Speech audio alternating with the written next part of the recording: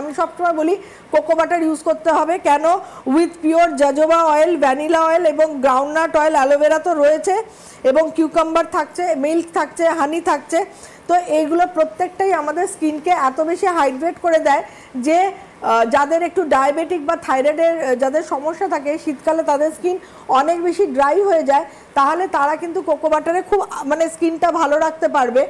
এরপর চলে আসছি হচ্ছে হাইড্রা ময়েস্ট যেটা আমি সারা বছর এমনিতে ইউজ করি যাদের অত বেশি ড্রাইনেস থাকে না একদম মেনটেনেন্স পারপাসে আমি মনে করি একটা light moisturiser that is the Hydra moist moisturiser. এতে থাকছে রোজ অয়েল ভীষণই ভালো, মধু থাকছে, মিল্ক থাকছে এবং দারু হরিদ্রা এবং রোজ অয়েল তো আমি বললাম রোজ অয়েল আমাদের স্কিনের জন্য খুবই ভালো।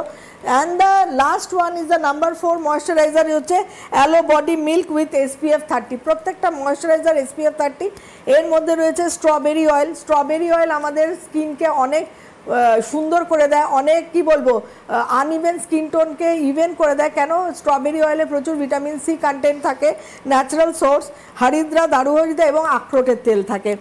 আখরোট is so very good for our skin. আপনারা জানেন যে কোনো ধরনের বাদাম, আখরোটও তো একটা বাদামই একটা নাটস, আখরোট হতে পারে, হ্যাজেল নাট রয়েছে, ওদিকে আপনি আমন্ড রয়েছে, প্রত্যেকটা যে কোনো ধরনের বাদাম আমাদের স্কিনে প্রচুর পরিমাণে ন্যাচারাল ভিটামিন ই সাপ্লাই করে যেটা আমাদের স্কিনের জন্য খুবই ভালো। And this one is the aloe body milk.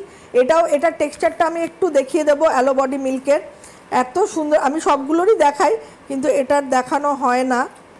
দেখুন C the texture of the body milk, একদম মিল্ক তো মিল্কের মতোই টেক্সচার দেখুন, এত লাইট এত ফেদার লাইট, মানে ওই কনসেপ্ট থেকে বেরিয়ে আমি আমাদের ময়েশ্চারাইজারগুলো মানে একটা ভারী কিছু হবে মোটা চিপচিপে তেল তেলে অনেকে না বলে যে কোল্ড ক্রিম, আমাদের কোল্ড ক্রিম কিন্তু একদম নন স্টিকি নন অয়েলি। ওই আগে কনসেপ্ট ছিল না কোল্ড ক্রিম মেখে পুরো তেল হয়ে যাবে, বাইরে বেরোলে ধুলো আটকে যাবে, মুখটা একদম কালো হয়ে যাবে।